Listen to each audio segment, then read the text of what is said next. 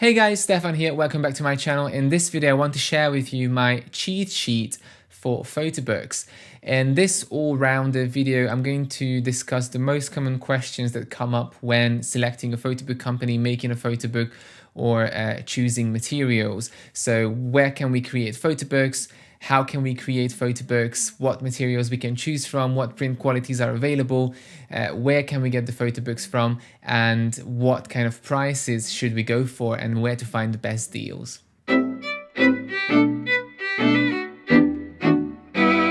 This video was sponsored by Flipchap. Go to their website flipchap.com and check out their amazing handcrafted photo albums. Use the code PHOTOBOOKGURU20 to get 20% off the entire range. More on their photo albums a little bit later in the video. Before we dive in, don't forget to subscribe and check the notifications bell to never miss a new video. I also have a Patreon page if you want to show your support for this channel. So let's start with number one. How can you create a photo book? There are four main ways of creating a photo book. The first one and the most common one is in an online desktop editor. So as the name says, you have to use a computer in order to access these editors, and every photo book company that offers this kind of creation process is going to have an online dedicated editor developed by them. So you have to go to the company's website, start your photo book, and the editor is going to open up. You have to upload your photos from your computer, or you can, in most cases, log into your Facebook or Instagram account and pull some photos from there as well. And then you have to drag and drop all of these photos into pre-made designs and templates, or you can create the book from scratch if you want to. There's also an autofill function in most of these editors, which allows you to select a bunch of photos, and the editor is going to put all of these pictures into the photo book. And in the end, if you like it, you can just order it, or you can fine-tune it yourself. These editors are very user-friendly, and they have lots of very good-looking pre-designed, pre-made templates and layouts. So all you really need to do is find one that you like and drag your photos into the placeholders. Since it's an online desktop editor, you can only use them from your computer or laptop, and you have to have a continuous online connection when using these editors. If something is very user-friendly, it must have some kind of drawbacks. Of course, it's not going to have as much control over the design as you would have in a dedicated editor like InDesign or Photoshop. But if you want to create a very quick book and you want to have great features, lots of backgrounds, lots of clip art, and you don't want to spend hours and hours creating margins and arranging text, then this editor is the best for you to start off with.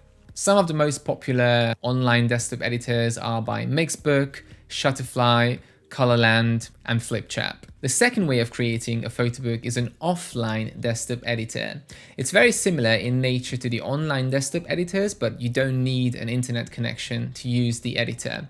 You have to download the app from the company's website, and once you install it on your computer, you can start editing without an internet connection. When your photo book is done, you have to upload it into their system for printing. These editors usually have slightly more advanced tools. They are still not as good as Adobe InDesign, but you can fine-tune more details in your work. One thing that's going to be a drawback compared to online desktop editors is the availability of pre-made templates and layouts. Some examples of very popular offline desktop editors are Saal Digital, Blurb, Seewe, and BobBooks. The third option to create a photo book is using a smartphone app. This is becoming more and more popular as we see more and more smartphone style photo books. They are extremely easy to use, and most of them can create a photo book with one click. So you select an album or an event in your iPhone or camera roll, and it's going to create a photo book using AI, artificial intelligence, or algorithms.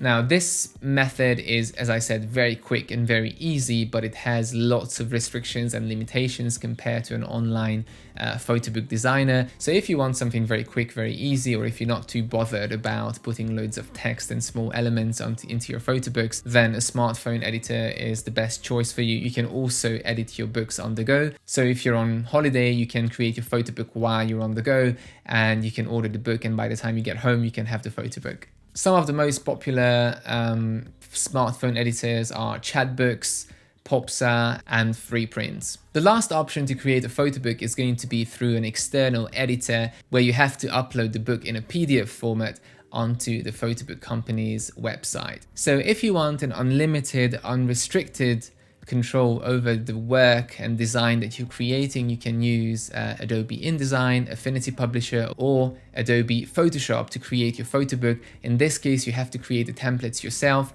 and you have control over every little detail on the page. Once you're finished with your book, you have to export it as a PDF and upload it onto the server of the photo book company of your choice and have it printed. The second topic I want to cover is the basic types of photo books. So what kind of photo books are out there and what's the main difference between them? Because sometimes when you go on a photo book company's website, you see 10, 20 different kinds of photo books, and other companies will put their photo books into 3 distinct categories. My way of distinguishing between photo books, and this is by no means the only way of doing it, is based on the type of binding. So according to that, we can have perfect bound, lay flat, and flush mount albums. And if you have a look at these 3 books, the bottom one here is a perfect bound album, the second one is a lay flat, and this one is a flush mount. All 3 of these books are 24 pages long, and if I put them next to each other, you can instantly see the huge difference between the 3 books. The bottom one is the thinnest one, that's the perfect bound book.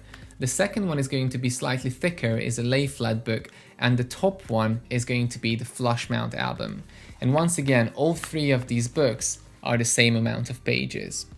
So let's start with the perfect bound books. These books are usually the most affordable and they're also the longest, and by that I mean that they can have the most number of pages inside.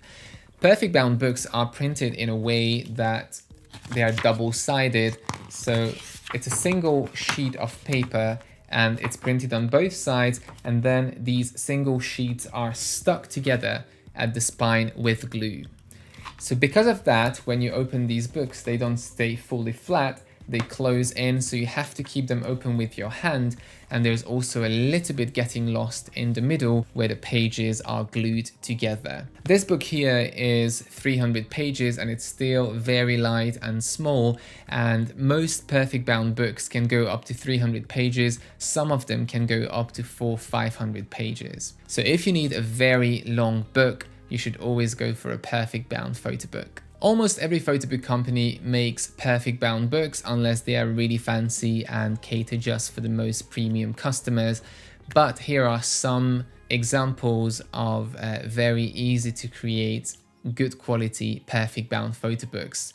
Mixbook, Flipchap, Blurb, Shutterfly, Printastic, Milk, and Colorland. The second type of book is the lay flat book, and these can be seamless or hinged. The hinged lay flat books are usually cheaper, and the seamless lay flat books are going to cost slightly more. As the name says, both of these books stay fully flat when opened, and you don't have to hold it open with your hands. And the main difference is, let's have a look first at a hinged lay flat book. When you open a hinged lay flat book, it's going to stay fully flat without you touching it.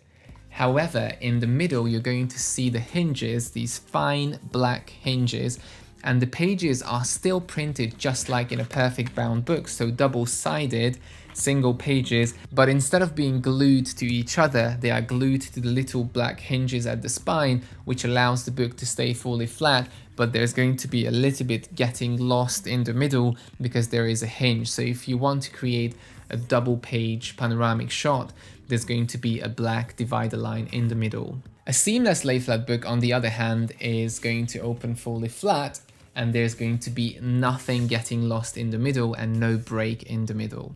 These books are printed using a different technology, so the left and right side are printed on one long continuous sheet, and this sheet is then stuck to the back of the other sheet. So there's one sheet, there's another sheet, and they are stuck together, which makes the pages a lot thicker. So it's going to be twice as thick as a hinged lay flat book or a perfect bound book, and because of that, you're not going to get any break in the middle. Lay flat photo books can usually go up to 100 pages, 120. In very rare cases, they can go up to 150 pages. but you'll never find a lay flat book with 200 or 300 pages. So if you want, again, a long book, go for perfect bound. If you want lay flat panoramic shots or thicker pages, then lay flat is your best option. Some examples of photo book companies who create lay flat books are Flipchap, Mixbook, Blurb, Shutterfly, Saal, Siwi, Bob Books, Printique, and Colorland. The third type of photo book is the flush mount album. Traditionally, these books were used for weddings and very fancy photo albums for something really truly special. They're very expensive, usually start above $100 for a book, and they are really heavy duty and strong and thick. Here is a flush mount album by Flipchap. The technology inside is very similar to a lay flat book, but you can open it, it stays fully flat. However, if you look at the pages, they are really, really thick because there is a substrate inserted between the pages. So again, it's printed on double page spreads, but then there is a thick card or substrate inserted between these pages to make it extra thick so it doesn't bend at all. And this gives the book a more luxurious feel. And of course, it's going to limit its page count to around 40 to 60 pages maximum in a book. Flush mount albums usually use the most luxurious materials found in the photo book world. So this one uses a beautiful leather cover combined with a printed front, and it also has golden stamping at the front. They also usually use the best available print technology on the market. Let's move on to the print quality. If you want to know more about print technologies, there is another video I made a few months ago. There's going to be a link to it in the description below. But just in a nutshell, photo books can be distinguished into two different categories based on printing: standard printing and HD high definition printing. Standard printing is in most perfect bound books and the most affordable books. When you see standard printing, in 99% of the cases is going to be the HP Indigo printer, and this printer is a digital printer using electroink, so the picture is going to be made up of tiny dots, and these create the final image. The print quality in these books is quite good, but the colors usually are not the most natural, so the skin tones can seem a little bit off every now and then, and also it's not a continuous tone print, so you notice the little dots if you look very closely. This is the kind of quality that you would find in most commercially published bookshop books. The second type of printing used in photo books is HD high definition printing.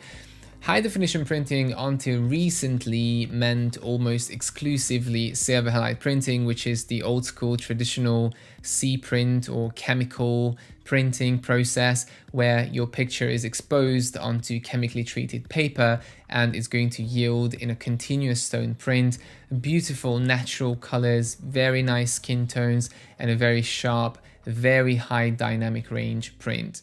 However, in the past few years, there's been an increasing appearance of inkjet printers on the photo book market, which again are digital printers, but the dots placed on the paper are so small that your eyes actually perceive it as a continuous tone print, and they also use more colors in the print head, so you're going to get much more natural colors than in the HP Indigo printers. If you're creating a silver halide book, it has to be either lay flat or flush mount. It doesn't exist in perfect bound books. However, if you create a new inkjet HD photo book, it can be flush mount, lay flat, or perfect bound. It does exist for perfect bound books as well, just like by Colorland or Photobook Worldwide. So if you want the best possible print quality and a very natural color range and high dynamic range, go for either inkjet or silver halide. And if you want to be more affordable or you don't care so much about the tiny details in your print, then the HP Indigo standard printing is going to be just fine. The next category is photo size and resolution. Again, I created a video just a few weeks ago about resolution and whether your photo is good enough for a photo book. There's a link in the description below if you want to watch that. And in this video, all I want to say about resolution is that every photo book editor has its own way of displaying whether the photo you're using is good or bad. you usually get either a smiley face or a sad face, a red or a green dot, or you're going to get an exclamation mark saying that your photo is not high enough resolution for printing. In this case, what you can do is you can either substitute the photo for a better one, or you can make the placeholder or the photo box smaller until the warning or red flag disappears. If you're creating the photo book in an external editor like Adobe InDesign, then you have to make sure that you understand PPI and DPI and resolution. Ideally, all your photos in print should be 300 PPI for maximum print quality. But if you struggle to get that, but you still want your photo to be fairly big, then you should aim for at least above 200 PPI when you're creating your photo book design. Let's talk a little bit about photo book covers. It might seem like a negligible category, but the cover of your photo book is important not just for the look of your book, but also for your wallet. Some photo book covers can make your photo book almost twice as expensive as with a standard cover. I'm talking about acrylic or wood covers or very fancy leather covers. So the most basic type of photo book cover is the soft cover, which you can see here. So as the name says, it's just a slightly stronger sheet of paper than the inner pages of the book. The other two basic photo book cover types are the hardcover photo books, which come in glossy and matte. Hopefully you can see the difference between the two. All of these book types are fully personalized. You can edit the front, you can edit the back, and you can also edit the spine of these books. If you want to go for an upgrade, you can choose material covers, and these ones are linen, leather, or a mixture of these two with photos, fusion covers, cameo windows, and so on. So here is the photo book by Flipchap again. The front is a printed cover with golden foil stamping, and the back is a beautiful luscious leather cover. And when you combine the two together, you call it a fusion cover. So that's one of the material covers that you can opt for. You can also create photo books with linen covers, and all of these can be chosen in lots of different colors and shades. When you choose material covers,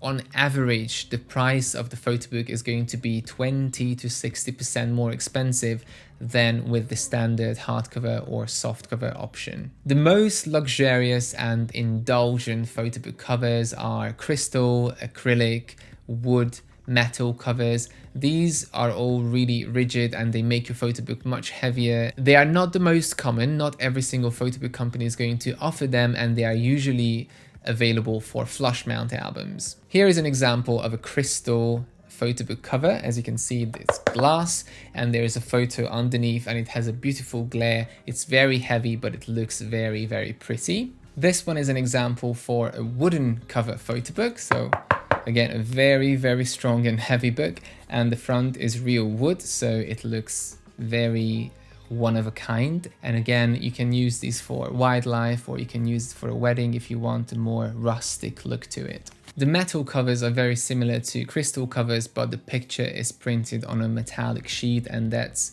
stuck or inserted onto the front of the photo book. The next thing to talk about is photo book paper options.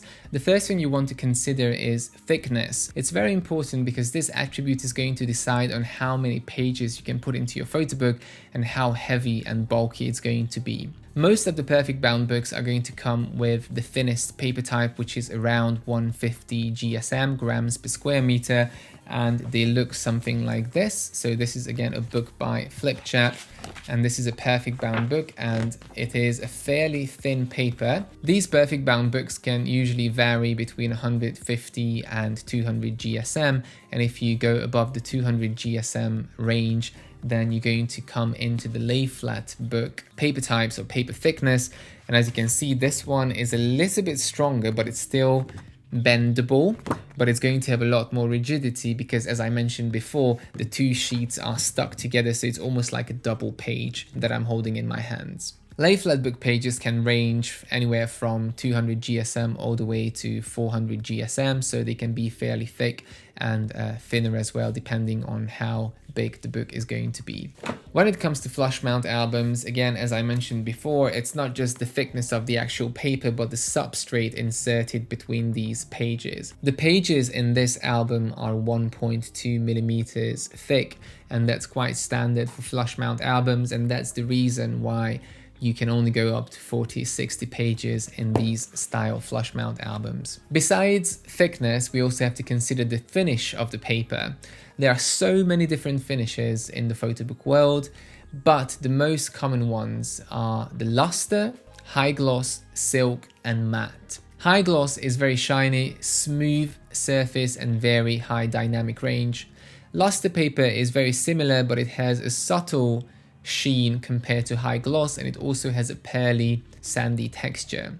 Silk papers have a smooth surface and a subtle sheen, and matte papers, as the name says, are completely matte and shine free, and usually also with a smooth surface. There are some other paper types that are quite common nowadays, like uncoated papers, artistic papers, and satin papers, which have a canvas-like texture. If you don't know where to start and you don't know much about papers and you haven't seen them before, then I would always suggest to go for a lustrous or silky finish paper. They are so versatile, you can't go wrong with them. If you want the best dynamic range, go for a high gloss paper. Matte and uncoated papers should only be used if you know what they look like and you've seen one before. Let's talk about photobook pricing. It's also a very important thing to consider when you make a photobook, how much you want to spend on it. Photobooks are priced very dynamically, to put it nicely, and you don't necessarily have to pay the price that you see on a website. Just like in retail, sales are very frequent on photobook websites. Some photobook companies are going to give you up to 20-30% off, while other photobook companies can go all the way up to 60-80% off the retail price.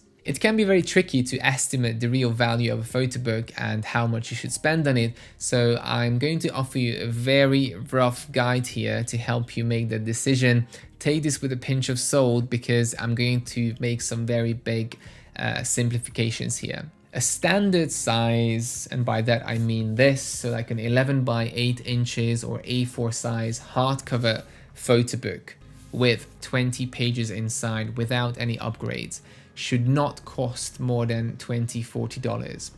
If you find a book like this and they want to charge you $70 or $80 or even $60, then there are much better alternatives and cheaper alternatives, and only pay that price if you really love what that company is offering, either because their editor is really nice or there is an upgrade that you can't find anywhere else.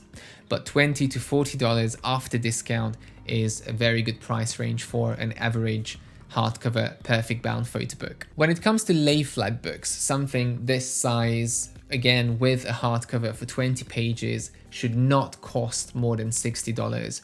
So the range usually starts at $30 all the way up to $60 after discount, and if you pay more than $60 for it, again, it's a rip-off. Flush mount albums are always going to be more expensive. They usually always start above $100 for a standard size book for like 15-20 pages. Always check for discounts before creating a photobook. The best place to check for a discount is the actual company's website, and if you can't find anything there, or if you feel like you should find something better, you can come to my blog, thephotoboogguru.com/deals, to find the most current discounts for all photobook companies that I have worked with. Finally, check your email or your spam, because sometimes when photobook companies send out newsletters, they will send you a secret deal which is personalized to you, which might be much bigger than the one you find on the website. Some photobook companies also allow you to buy credits, so if you don't have a photobook to make now but you want to take advantage of the discount, you can buy the credit now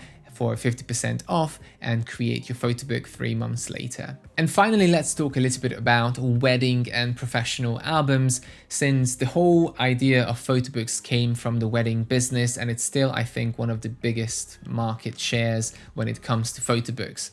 So wedding albums for a very long time were exclusive only to professional photographers who could order it from companies and then resell them to happily married couples. The problem with that is that everybody's putting a huge chunk of profits onto the photo book, so by the time the customers get it, it's going to be a very hefty price that they have to pay for them. Fortunately, in the past decade, more and more professional photo book companies and wedding bookmakers started offering these services to the general consumer, and thanks to the increased competition and the elimination of the middleman, these products are a lot more affordable to everybody now. The drawback is, of course, that you have to create the book yourself, because if you pay your photographer, they're going to make this photo book for you, so all you have to do is smile at the wedding and then wait for the photo book to be given to you.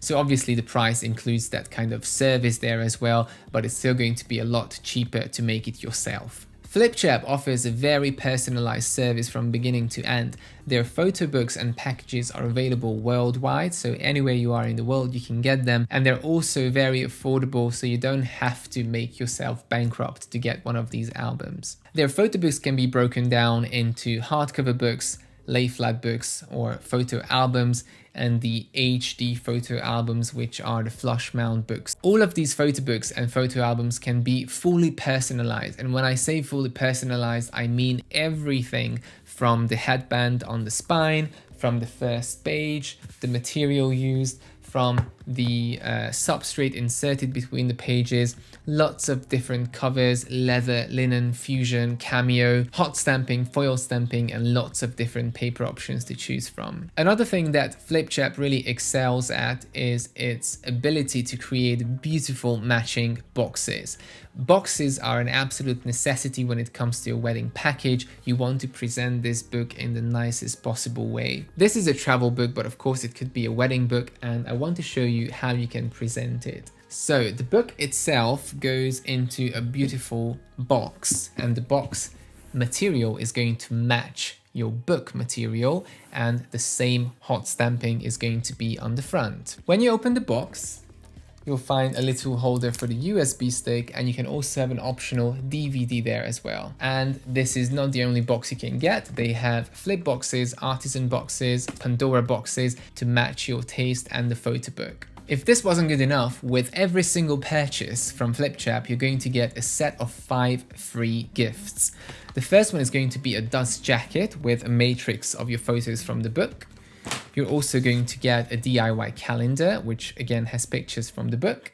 You're going to get bookmarks, and you're also going to get a set of Polaroid prints. The last thing you'll get, which is the cutest, is a little miniature version of your photo book, which you can use as a keychain. If you want to experience the materials and the choice offered by Flipchap, but you don't want to create a book yet, you can order one of their really well-made swatch kits. The swatch kit has a full range of all the materials available in their range. You can see all the cover materials here, and on the other side, you can see the paper choices, the print quality, and hot stamping, foil stamping, thicknesses, and the ribbon colors. So make sure to get one of these if you're in doubt, or if you're a professional photographer and want to show it to your customers to choose for their photo books. Make sure to subscribe, and see you next time.